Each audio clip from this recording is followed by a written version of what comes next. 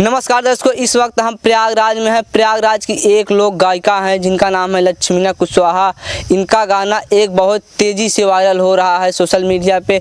आइए इनसे सुनते हैं वो कौन सा गाना है कि जो इतना तेज़ी से वायरल हो रहा है और लोग प्यार दुलार दे रहे हैं। सबसे पहले आपका बहुत बहुत स्वागत है। धन्यवाद। और जितने भी दर्शक मुझे देख रहे हैं सबको दिल से प्रणाम है। जी, आपने कौन सा गाना लिखा है, थोड़ा दर्शकों हमें सुनाइए। बिल्कुल, वो गाना था हमकी कोरांव बजरिया घुमादी राजा जी और प्रयागराज सहरिया घुमादी राजा जी।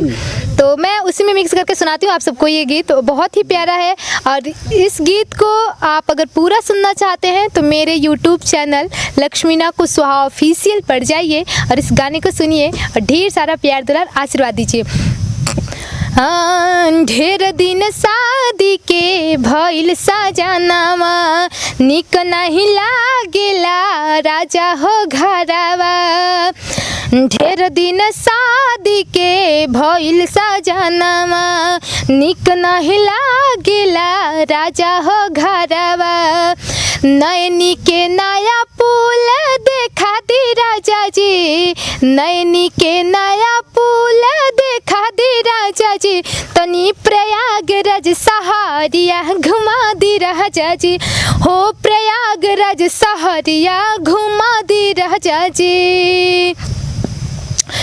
करछना बाजार पिया बाटे मशहूर हो, खीर लेड़ी यारी जाइब हम जरूर हो।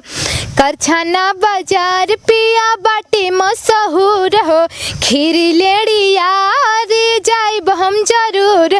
हमके जसरा बजरिया घुमा दी राजा जी, हमके जसरा बजरिया देखा दी राजा जी।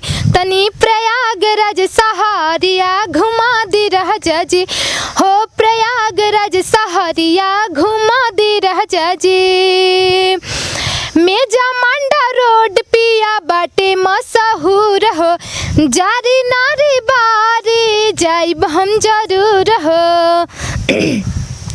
मेजा मंडा रोड पिया बाटे मशहूर हो, जारी नारी बारी जाइब हम जरूर। NTPC लाल तारा के देखा दी राजा जी, NTPC लाल तारा के देखा दी राजा जी। तनी कोरांव बजरिया घुमा दी राजा जी, कोहड़ा बजरिया घुमा दी राजा जी। जी, तो आपने ये गाना सुना, आप कैसे लगा कमेंट बॉक्स में ज़रूर बताइएगा। ये गाना इनका बहुत तेज़ी से वायरल हो रहा है।